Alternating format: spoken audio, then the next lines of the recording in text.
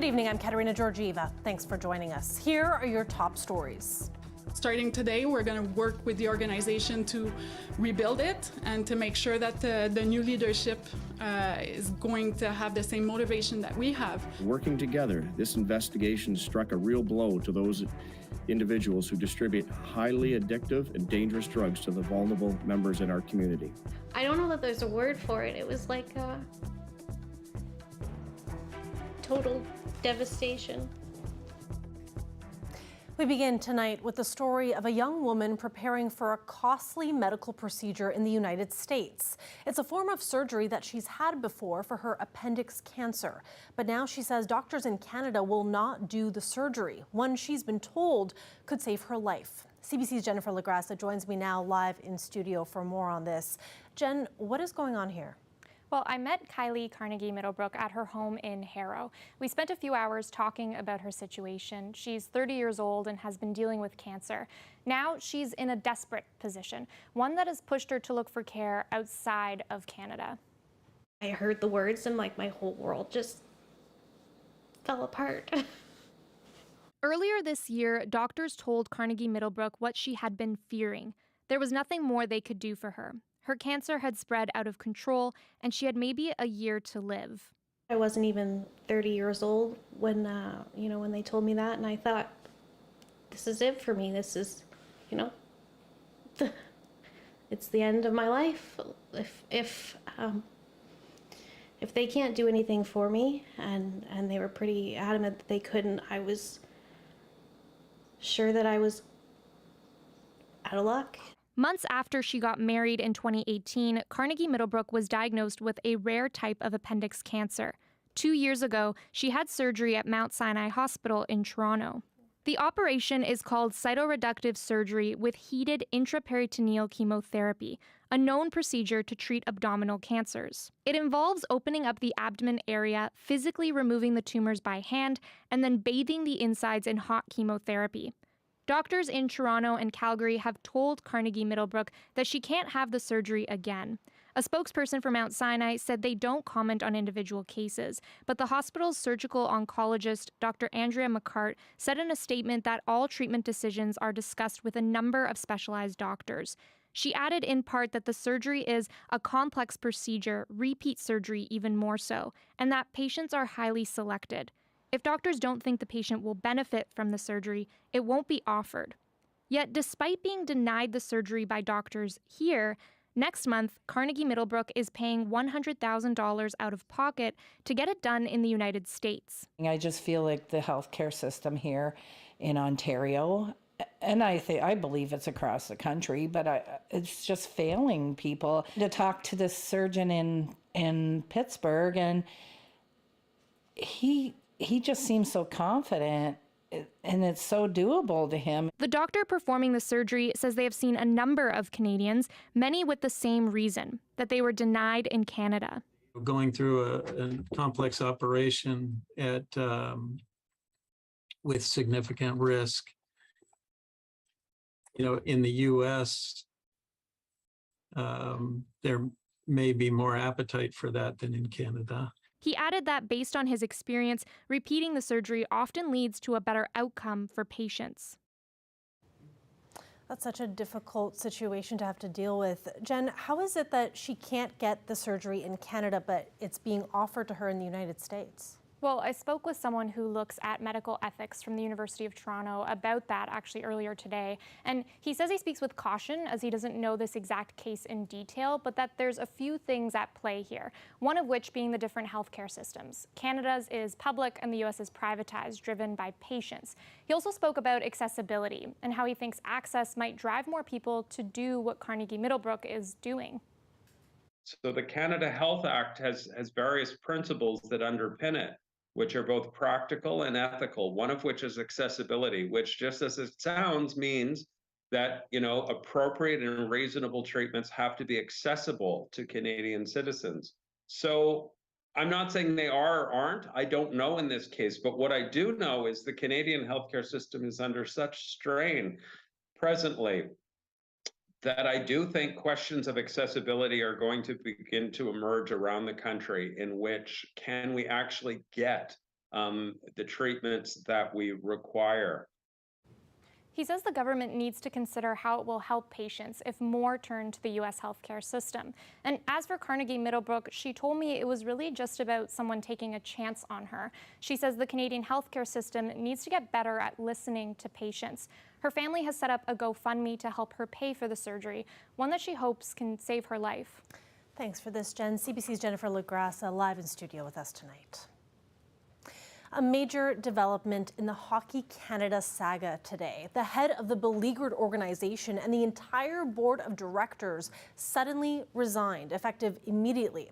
These changes come amid growing outrage over the organization's handling of sexual assault allegations and its response to criticism. Ashley Burke has the latest. The Prime Minister repeatedly called for Hockey Canada's leadership to step down.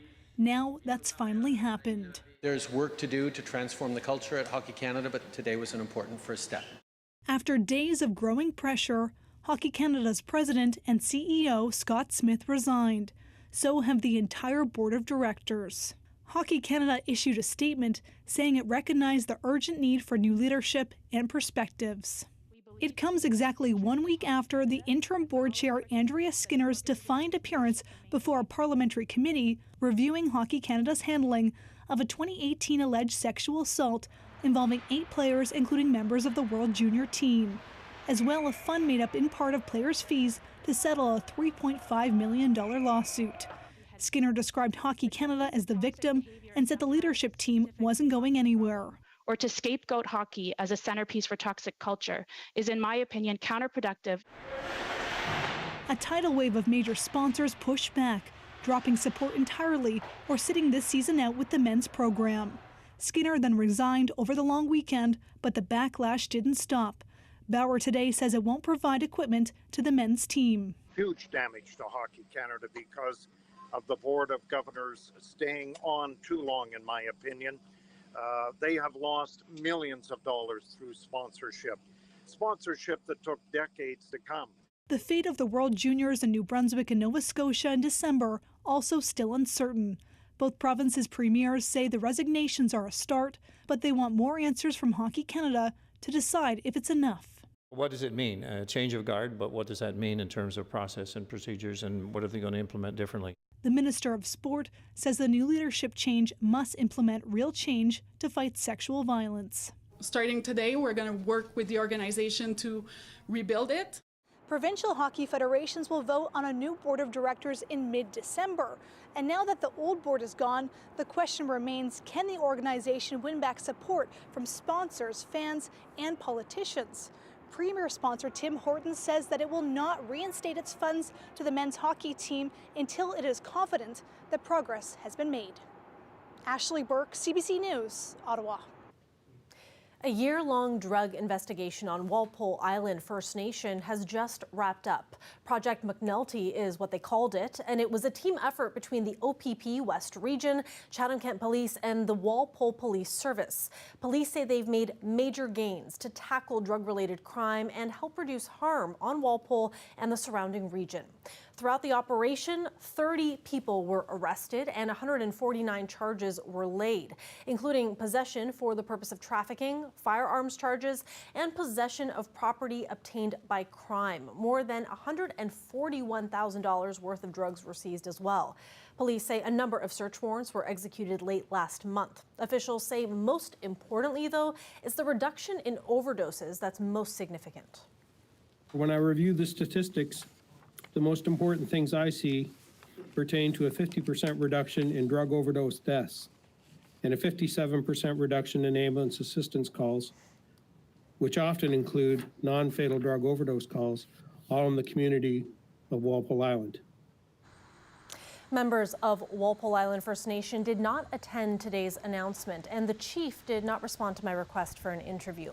Walpole Island first declared a state of emergency to deal with the spike of overdoses July of last year, setting up a checkpoint at the community's border. I went to visit the community shortly after and heard about how painful the drug epidemic has been and the harm caused. Police say there's more work to be done, and they will continue to work with Walpole moving forward. The municipal election is less than 2 weeks away, and although you may have decided on who you're voting for, how you vote is not as simple as you might think. That depends on where you live and where you're registered to vote. The CBC's TJ Deer joins us live now with all of the information. TJ, what are the options available to voters? Well, first off, there's the traditional voting method where you show up in person and mark a ballot with an X. But some municipalities in Windsor-Essex have opted for other voting methods, including mail-in voting, as well as internet or phone voting. Now, Windsor, Amherstburg, and Lakeshore are among the municipalities that offer in-person voting as the only option for voters to cast their ballot. Lakeshore had a mail-in voting system for the past 5 elections, but they've switched to in-person voting for this year's election. The deputy clerk for Lakeshore said that her department recommended to the town's council that this year's election be conducted over the internet or over the phone, but council opted for in-person voting instead. It is council's decision, and we're very happy to undertake what council wants. So we built it from there. So in terms of the feedback that we have received so far, it's been mixed on whether or not people are enjoying being back in person and going to the voting locations, or some that were happy with mail-in voting or wanted to see something different. Now in Tecumseh and LaSalle, people can vote online. People in Tecumseh have done this for the last 3 elections. Before that, they used to conduct in-person voting. We spoke with people in Tecumseh who worry older voters will be affected. Very unfair for the older crowd that don't have, that are not into social media. Such as my aunt. I mean, she's 95 and she doesn't have a cell phone, laptop. She was used to going to the local church, the community center, wherever it was being held. That's the way they were brought up. It's the way they always did it. I don't like that, because what are our seniors going to do? There's a lot of people that don't have technology, so how are they going to get to the polling station? They need to rethink that. That's not fair. As a taxpayer, you should have the right, the accessibility to every which way that you can vote. And that includes if you want to walk in the door, cast your vote, you should be able to have the right to do that as a taxpayer. I think it should be more if they want to be able to go in and, actually cast their vote that way. But it's up to the individuals, I have no idea why they would want to do that. Election Day is October 24th, but there are municipalities like Windsor that only offer in-person voting. So, TJ, what options are available for voters who can't go out and vote on that day? Well, Windsor has 5 days of advance voting left. The city's manager of records and elections said they had a record turnout of nearly 2,000 people on day 1 of advance polling last week. Voters can head to All Saints Church tonight and Most Precious Blood Parish tomorrow to vote in advance. Voting closes at 8 p.m. at both locations, but the WFCU Center will also be open to advance voters this weekend from Friday to Sunday between 10 a.m. and 6 p.m. A drive-through service is offered there, but you can also walk in to mark a ballot in person if you want.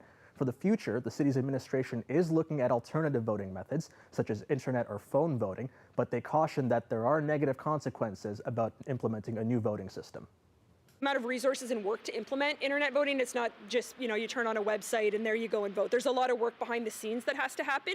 There's a lot of technology that has to be put in place that previous to this election we didn't have. We've implemented that now regarding voters list software and stuff like that. So we're definitely taking the steps. Again, it is at the will of City Council whether that's something they want to pursue.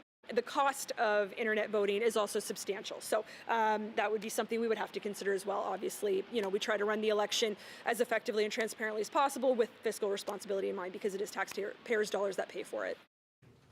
So there might be changes coming to municipal elections in Windsor, but ultimately each municipality's council has the final say in what type of voting method will be used in their elections. Now, interestingly, Chatham, Kent, and Sarnia have combined in-person voting with online or phone voting, so voters there have the option of choosing how they want to submit their ballot. Kat?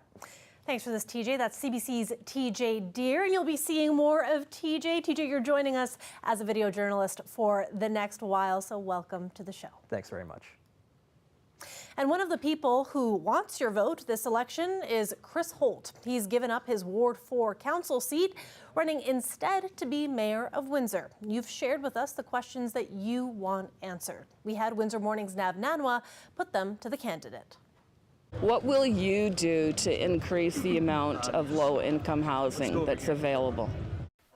It's so I just came out with a platform pledging to build 25,000 units in the city, and it's been vetted by experts. It's been it is based upon realistic projections of what the capacity is within our building department and the capacity in the industry. So I have a fully detailed plan about actually doing that, but she asked for affordable housing. And so what we need to do is housing has become affordable because supply and demand has been out of whack locally. We haven't had a building boom like we have that we need right now in my entire history in the city. So we need to increase the supply, and that will level out sort of the wonky real estate prices that we've had so far.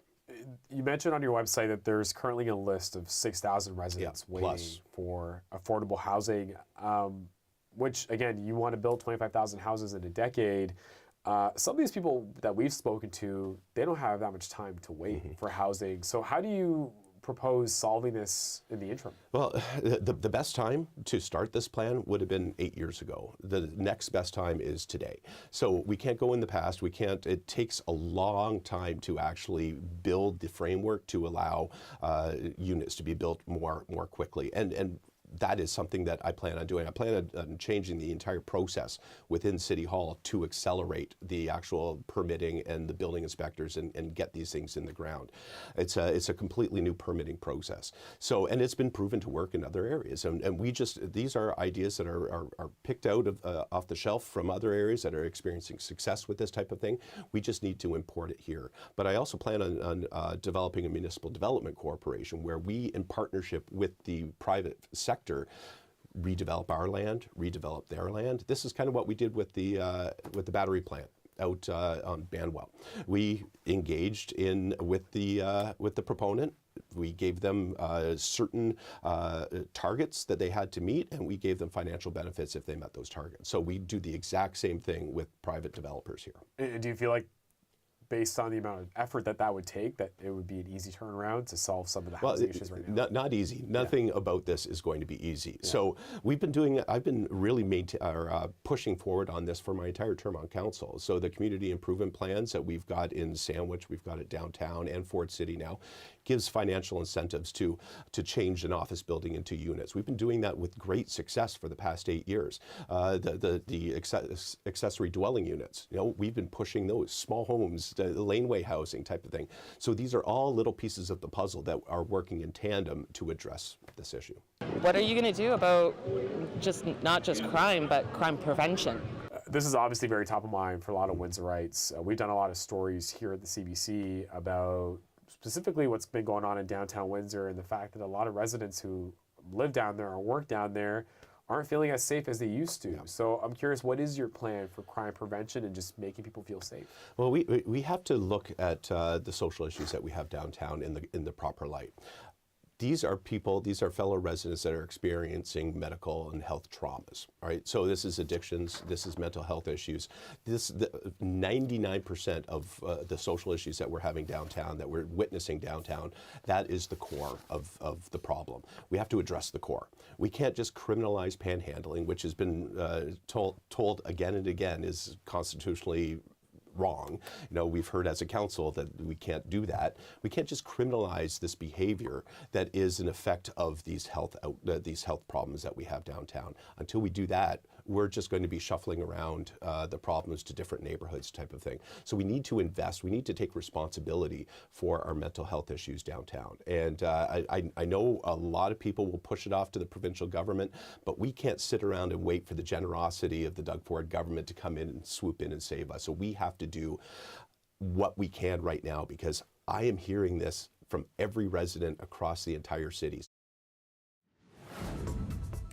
A live look outside there. We had a beautiful fall day. Your weather update coming right up.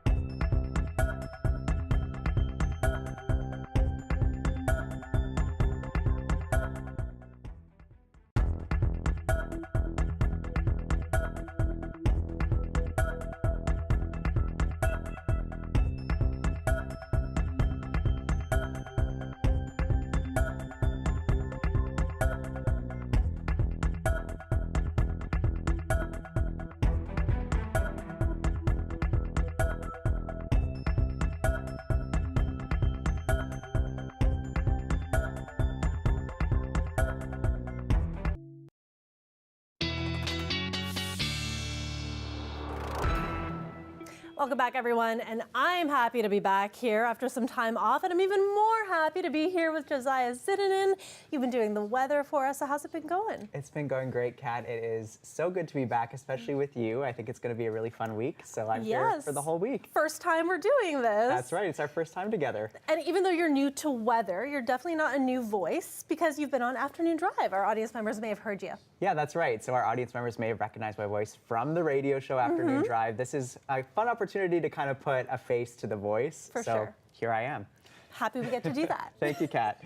Yeah, well, it's let's take a look at our 5-day forecast. Definitely. It was a beautiful weekend. I'm sure you got to enjoy it, but it's definitely autumn now. Environment Canada thinks we're going to have a rough day tomorrow. A special weather statement warning of wind gusts up to 70 to 90 kilometers an hour. We're already starting to see that happen. Right now, we're around 21 degrees with a cloudy sky, and that's starting to turn into showers this evening with a low of 14. Tomorrow, 60% chance of showers continuing through the day with a nice high of 21, but a chillier evening dropping to a low of 7. Thursday, cloudy day with a chance of showers and a high of 14. And Friday is our coldest day forecasted. Mix of sun and clouds, but a high of only 10, a low of 5. Saturday, a little bit better. Cloudy for the day, high of 12, and a 30% chance of showers that evening with a low of 7. So a little bit up and down these next couple days, Kat, but I know on Saturday, you're going to be hitting the pavement. You're preparing for the Detroit Marathon. I am preparing. I'm a little bit nervous, but I am really thrilled that the temperatures have dipped a little bit because it makes those early training sessions go a little bit better. I ran a 10K today this morning. Congratulations. Thrilled it was a little bit cooler this morning. Are you on time? I'm on time-ish, like I'm doing okay. Yeah. I'm on a bit of a slower pace, but I'm fine with that. And that's all that matters. And Exactly. you know what? Here's some inspiration to keep you going. We had a guest on Windsor Morning today. He is planning on running the Toronto Marathon wearing a hospital gown. So we just replayed this clip on Afternoon Drive. This is Evan Eubing. He's from Tecumseh, and he's planning on doing the whole run in this gown, and it's to set the world record for best marathon speed, but also to add commentary to the state of our hospitals in Canada. So that'll be quite a sight to see. I don't know if I could do it. I did hear he is going to be wearing undergarments, which is great news. Good to know. Good to know. But no, that's very inspiring. That's awesome. So you can catch that full interview with Evan on the Windsor Morning page. And speaking of staying active, those who watched the weather updates last week know that I was encouraging Jason to get out rollerblading. He actually did it this morning. Yay, this is his Jason! footage.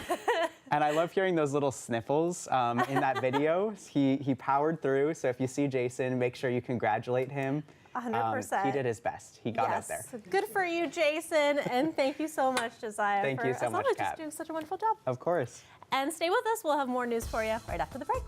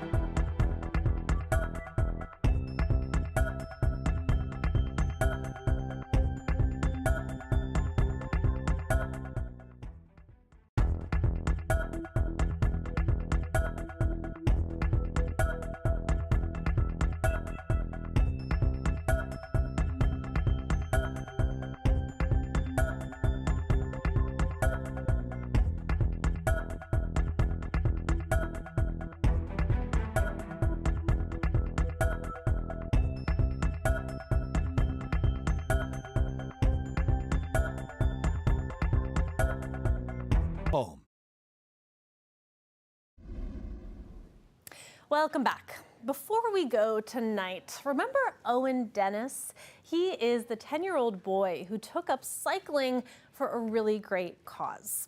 He cycled 350 kilometers over the course of the last few months, all with the intention of raising food and money for Ford City. And he just wrapped up his challenge, and look at what he has to show for it. He filled up this entire truck with food that's more than $600 worth, and it all went to Drouillard Place. And that is an organization which offers services for the Ford City neighborhood. The family says that it's an organization near and dear to their hearts, and they'd really love to see others support them too.